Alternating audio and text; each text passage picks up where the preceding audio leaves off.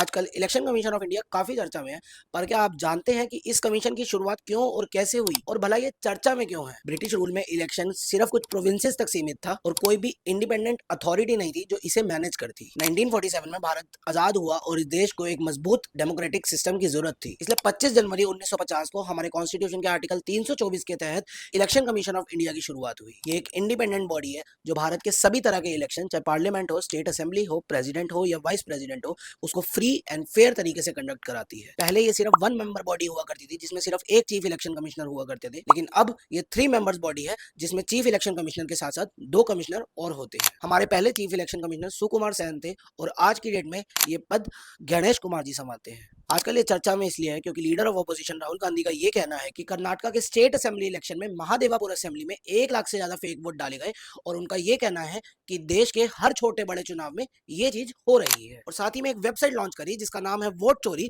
जिसमें देश का कोई भी वोटर किसी भी तरीके की वोटिंग से रिलेटेड डिस्क्रिपेंसी रिपोर्ट कर सकता है। आपका इस पर क्या कहना है? कमेंट करके जरूर बताइएगा।